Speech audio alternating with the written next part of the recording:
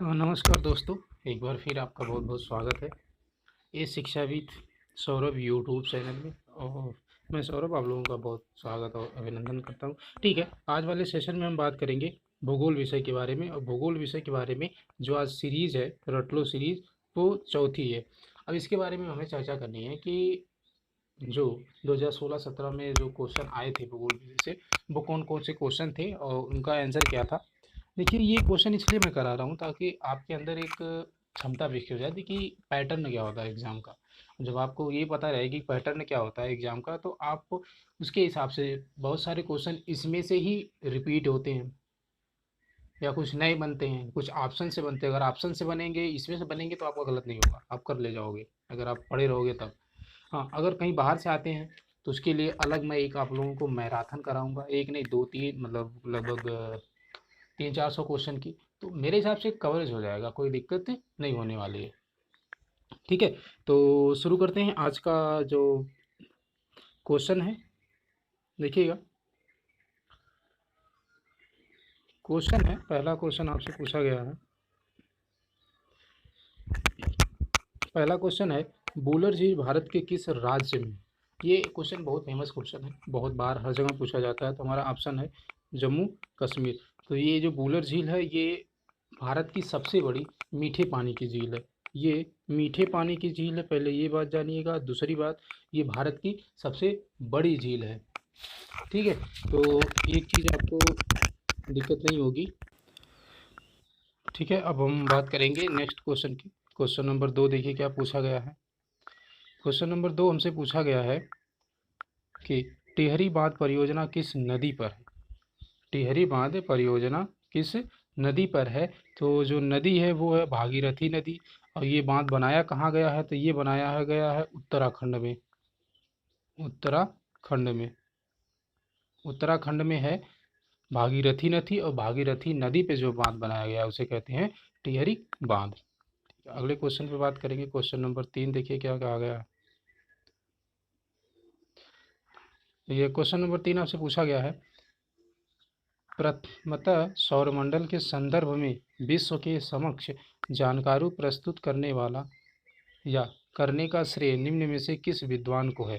मतलब सौरमंडल के बारे में सबसे पहले जो जानकारी दी थी वो किस वैज्ञानिक ने दी थी। तो हम जो लेक्चर जब पढ़ाए थे सौरमंडल, तो उसमें हमने बताया था, वहाँ देखेंगे तो वहाँ भी ये चीज़ मिल जाएगी। और यहाँ पर भी तो वैज्ञानिक थे कॉपर निकस, उन्हें सबसे पहले सौरमंडल के बारे में पूरे विश्व को बताया था। ये हो गया हमारा क्वेश्चन नंबर 3। देखिए, अब है क्वेश्चन नंबर 4। क्वेश्चन नंबर 4 पूछा गया है, भारत के दक्षिण प्रायद्वीप पठार पर मिलने वाली वनस्पतियों पर निम्न में से किस कारक का सर्वाधिक प्रभाव है।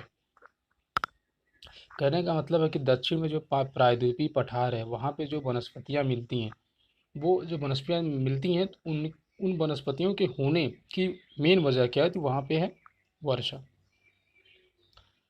क्योंकि जो पठार का निर्माण हुआ है प्रायद्वीपीय, वो काली मिट्टी है। काली मिट्टी में ज़्यादा वर्षा होने के, कपास की खेती ज़्यादा होती, इस वजह की वहाँ की वनस्पतियाँ वर्षा पे ज़्यादा प्रभावित करती हैं। ठीक है, अगला क्वेश्चन है क्वेश्चन नंबर 5 देखिएगा। क्वेश्चन नंबर 5, भूकंपी तरंगों को का मापन निम्न में से किस यंत्र से किया जाता है। मतलब सिस्मोग्राफ से भूकंपी तरंगों को मापा जाता है। ये क्वेश्चन कई बार पीसीएस में पूछा गया है, वनडे एग्जाम में बहुत बार, मतलब ट्रेंडिंग क्वेश्चन है, बहुत एग्जाम में पूछा गया है।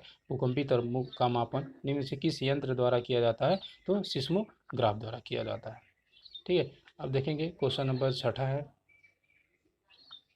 क्वेश्चन नंबर 6 पूछा गया है, निम्न में से किस फसल को प्रति हेक्टेयर जल की अधिक आवश्यकता होती है। देखिएगा, अगर पूछा है प्रति हेक्टेयर जल की अधिक आवश्यकता होती है, ऑप्शन देखिए, जौ में बहुत कम पानी की आवश्यकता, गेहूं में उससे कम, मक्का में थोड़ी ज़्यादा, लेकिन जो गन्ना हमारा है इसमें प्रति हेक्टेयर अधिक जल की आवश्यकता होती है। इसके साथ साथ गन्ना के साथ साथ जो कपास की खेती होती है, कपास में भी प्रति हेक्टेयर अधिक जल की मात्रा की आवश्यकता होती है। तो अगर गन्ना है तब भी सही, अगर यहाँ कपास होता तब भी सही होता। ठीक है, ये 6 क्वेश्चन था। और अगर आप लोगों को हमसे जुड़ना है तो टेलीग्राम पे नीचे लिंक दिया गया है, वहाँ आप जाके हमें ज्वाइन कर सकते हैं। ठीक है, कौन सा ग्रह वर्तमान में सूर्य के सर्वाधिक दूरी पर स्थित है? ग्रह पूछा गया है, तो आप यम मत लगा दीजिए, क्योंकि यम को ग्रह में नहीं रखा गया। ये हमने जो सौरमंडल पढ़ा था तब उसमें हमने बताया था। तो हमारा जो वरुण होगा वो ऑप्शन सही हो जाएगा। ये हमारे जो सौरमंडल हमारा परिवार है उसमें का जो सबसे आखिरी ग्रह है वो है वरुण। तो ऑप्शन नंबर सी हो जाएगा वरुण। ठीक है, अब आगे क्वेश्चन देखेंगे। क्वेश्चन नंबर 8 क्या कहा गया है? यह क्वेश्चन नंबर 8 है, आपसे पूछा गया है। क्वेश्चन नंबर 8 है, भूमध्य सागर से प्रशांत सागर तक यात्रा करने वाला प्रथम व्यक्ति कौन था? तो वो था मार्को पोलो, जिसने भूमध्य सागर से प्रशांत महासागर में सबसे पहली यात्रा करी थी। वो व्यक्ति था मार्को पोलो। ठीक है, तो देखिए ये था 8वां क्वेश्चन। अब हम बात करेंगे क्वेश्चन नंबर 9 की। क्वेश्चन नंबर 9 पूछा गया है आपसे। क्वेश्चन नंबर 9 पूछा गया है, जियो और मृत्यु का भूगोल, मतलब geography of life and death पुस्तक किसने लिखी थी? तो सर डडले स्टैम्प महोदय ने इस किताब को लिखा हुआ था। ठीक है, ये हो गया क्वेश्चन नंबर 9। अब हम बात करेंगे क्वेश्चन 10 की। अगर किसी क्वेश्चन में किसी प्रकार की कोई भी समस्या हो तो ज़रूर कमेंट करिएगा, हम वेट कर रहे हैं आपके कमेंट का। और वीडियो कैसी लग रही है ज़रूर बताइएगा, शेयर करिएगा, सब्सक्राइब करिएगा, और साथ में अपनी बात हमसे कहनी हो तो उसमें लिंक दिया गया है डिस्क्रिप्शन में, उसे ज़रूर ज्वाइन करिएगा। ठीक है, देखेंगे 10वां क्वेश्चन, वायुमंडल का सर्वाधिक स्थायी तत्व निम्न में से कौन सा है? तो वो होगा हमारा जलवाष्प, क्योंकि कभी कभी जलवाष्प बहुत ज़्यादा होता है, कभी नहीं रहता है, लेकिन और जो गैस है नाइट्रोजन, कार्बन डाइऑक्साइड या ऑक्सीजन, इनकी मात्रा क्या होती है? नियत होती है, ये फिक्स होते हैं, हाँ इतना ही है इनकी मात्रा। ये था क्वेश्चन नंबर 10। अब हम बात करेंगे क्वेश्चन नंबर 11 की। क्वेश्चन नंबर 11 की बात करेंगे। क्वेश्चन नंबर 11 आपसे क्या पूछा गया है? देखिए क्वेश्चन नंबर 11 है। क्वेश्चन नंबर 11 है, निम्नलिखित में से किसे प्रकृति का सुरक्षा वाल्व कहा जाता है? तो उसे कहते हैं ओजोन गैस, या फिर अगर यहाँ ओजोन गैस के स्थान पे अगर परत देता कि ओजोन परत, तब भी हमारा ऑप्शन सही होता है। ये इसे कहते हैं प्रकृति का सुरक्षा वाल्व, जो सूर्य से आने वाली पराबैंगनी किरणों से हमारी सुरक्षा करती है। ठीक है, तो ये हो गया क्वेश्चन नंबर 11। अब हम बात करेंगे क्वेश्चन नंबर 12 पे। देखिए क्या कहा गया है। क्वेश्चन नंबर 12 है, भूमध्य रेखीय प्रदेशों में पेड़ पर चढ़ी लताओं को क्या कहा जाता है? इसे कहा जाता है लियाना। ध्यान रखिएगा, भूमध्य रेखीय प्रदेशों में पेड़ पर चढ़ी लताओं को लियाना कहा जाता है। ठीक है, तो ये हो गया क्वेश्चन नंबर 12। आगे देखिए क्वेश्चन नंबर 13 आपसे पूछा गया है, पृथ्वी की अनुमानित आयु कौन सी है? तो ये ऑप्शन नंबर सी 400 करोड़ वर्ष है पृथ्वी की अनुमानित आयु। इसके बाद पृथ्वी खत्म। ये समझ लीजिए 400 करोड़ के बाद जो जिंदा रहेगा वो मर जाएगा। ठीक है, ठीक है। अगले क्वेश्चन में बात करेंगे। क्वेश्चन नंबर 14 देखिए क्या पूछा गया है। क्वेश्चन नंबर 14 आपसे पूछा गया है कि अनुकूलतम जनसंख्या सिद्धांत का प्रतिपादन निम्न में से किसके द्वारा किया गया था? अब देखिएगा इसमें जो ऑप्शन है वो एक्चुअली है नहीं, थोड़ा सा क्वेश्चन में त्रुटि है। तो अनुकूलतम जनसंख्या सिद्धांत का प्रतिपादन एडविन कैनन महोदय ने किया था। किसने किया था? Edwin cannon. एडविन कैनन महोदय। अब इसमें ऑप्शन नहीं है तो मैं नहीं बता सकता आपको, लेकिन जो सही ऑप्शन होगा वो होगा एडविन कैनन। अनुकूलतम जनसंख्या सिद्धांत का प्रतिपादन किया था एडविन कैनन महोदय ने।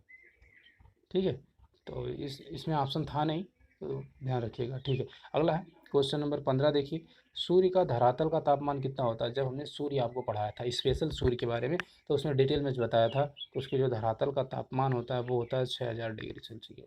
अगर आपने क्वेश्चन करा है तब भी देखिएगा, हमने बताया था कि वहाँ से ऐसे क्वेश्चन बहुत पूछे जाते हैं, वही क्वेश्चन सेम यहाँ पूछा गया है। तो लेक्चर पढ़िए फिर क्वेश्चन करिए, बहुत मज़ा आएगा, एक भी क्वेश्चन गलत नहीं होगा। ठीक है, ये था 15वां क्वेश्चन। हम बात करेंगे क्वेश्चन नंबर 16 की। क्वेश्चन नंबर 16 देखिए क्या पूछा गया है। निर्माण की दृष्टि से कौन सी चट्टान सर्वाधिक प्राचीन है? तो वो होती है आग्नेय चट्टान, सर्वाधिक प्राचीन होती है। इसे एक नाम दिया जाता है प्राथमिक, इसे एक नाम दिया जाता है प्राथमिक चट्टान। प्राथमिक चट्टान इसलिए कहते हैं कि सबसे पहले इसका ही निर्माण हुआ है। तो अगर ये पूछा जाए पृथ्वी पे सबसे पहले कौन सी चट्टान बनी थी, तब भी आग्नेय। प्राथमिक चट्टान किसे कहते हैं, तब भी आग्नेय। और सर्वाधिक पुरानी कौन सी है, तब भी आग्नेय। ठीक है, इस प्रकार से अगर क्वेश्चन चेंज होगा तो ऑप्शन इस तरीके से बन सकते हैं। ठीक है, अगले क्वेश्चन बात करेंगे। क्वेश्चन नंबर 17 देखिए क्या पूछा गया है। क्वेश्चन नंबर 17 देखिएगा, वायुमंडल की संरचना में कितना प्रतिशत योगदान नाइट्रोजन का होता है? ये आपको पता होगा, सबको पता होगा कि ये 78% होता है। ठीक है, अगले क्वेश्चन बात करेंगे। क्वेश्चन नंबर 18 पे 18, निम्नलिखित में से कौन सी लौह मिश्र धातु नहीं है? मतलब जो टंगस्टन होता है, जो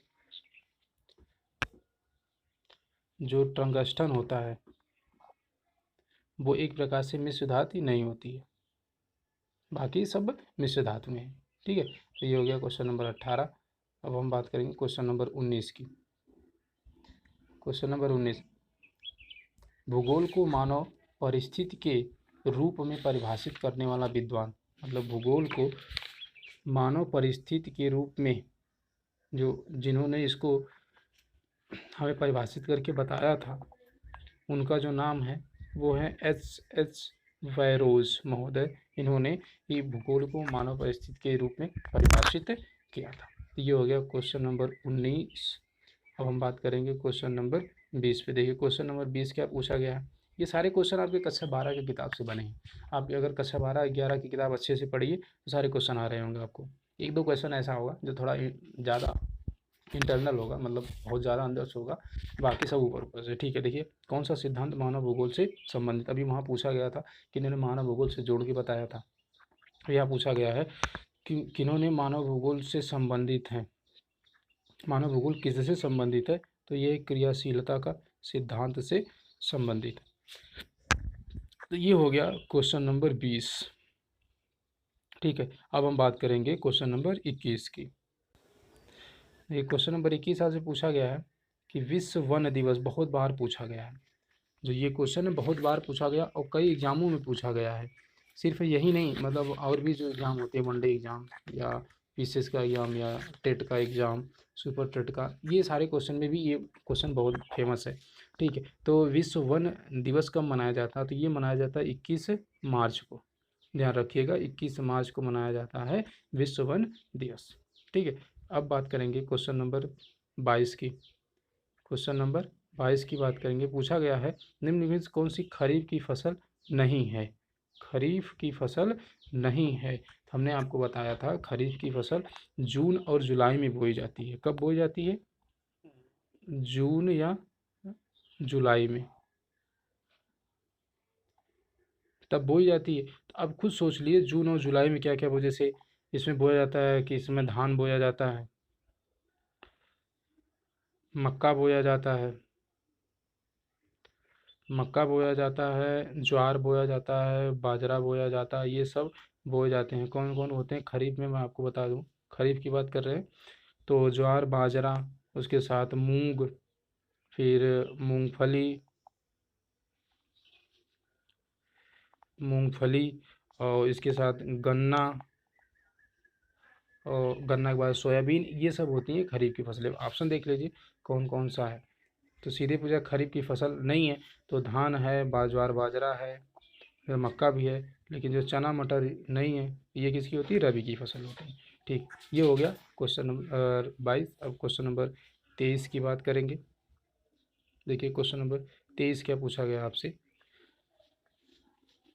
पूछा गया है कि जो क्वेश्चन नंबर 23 है, सर्वप्रथम पृथ्वी की त्रिज्या मापने वाला विद्वान कौन से था? तो जो जिन्होंने सर्वप्रथम त्रिज्या को मापा था, तो ऑप्शन नहीं दिख रहा है तो मैं यही बता दूं, वो थे इराटो स्थनीज। इरेटो स्थनीज महोदय ने सबसे पहले और पृथ्वी की त्रिज्या को मापा था। तो अगर देखते हैं, अभी देख लेंगे ऑप्शन भी। तो अब ये हमारा आंसर है। ऑप्शन में देखते हैं ऑप्शन में क्या क्या दिया हुआ है। देखिए यहाँ पे ऑप्शन नंबर सी दिया हुआ है, इरास्टोथनीज। ठीक है, आगे हम बात करेंगे क्वेश्चन नंबर 24 की बात करेंगे। देखिए क्वेश्चन नंबर 24 हमसे क्या पूछा गया है, निम्न में से कौन सी नगदी फसल नहीं है। नगदी फसल का मतलब होता है जिसे हम बिक्री के लिए पैदा करते हैं। तो अब इसमें आलू को भी इसके करते हैं, कपास करते हैं, गन्ना करते हैं, लेकिन गेहूं को हम ज़्यादातर खाद्यान्न फसल में रखा जाता है खाने के लिए। ठीक है, तो ये हो गया हमारा 24। अब सबसे लास्ट क्वेश्चन है क्वेश्चन नंबर 25। क्वेश्चन नंबर 25 हमसे पूछा गया है, देखिएगा पूछा है कि दुधवा राष्ट्रीय उद्यान भारत के किस राज्य में। तो ये बहुत फेमस क्वेश्चन है, यूपी टेट वगैरह में तो हमेशा पूछा जाता है, एक दो बार आतर करके, मतलब अंतराल करके। तो ये हमारा ऑप्शन नंबर बी सही हो जाएगा कि दुधवा राष्ट्रीय उद्यान उत्तर प्रदेश में। अब उत्तर प्रदेश में कभी कोई ज़िला का नाम देता है, तो जो ज़िला है वो है लखीमपुर खीरी। लखीमपुर खीरी ये है ज़िला जहाँ पर दुधवा राष्ट्रीय उद्यान पाया जाता है। तो ये थे आज के 25 क्वेश्चन। वीडियो कैसी लगी और क्वेश्चन कैसे लगे ज़रूर बताइएगा। ठीक है, और ज़्यादा से ज़्यादा शेयर करिएगा और सब्सक्राइब भी करिएगा, कमेंट भी, लाइक भी, सब करिएगा। ठीक है, और ठीक है, मिलेंगे अगली वाली क्लास में। तब तक के लिए नमस्कार, जय हिंद।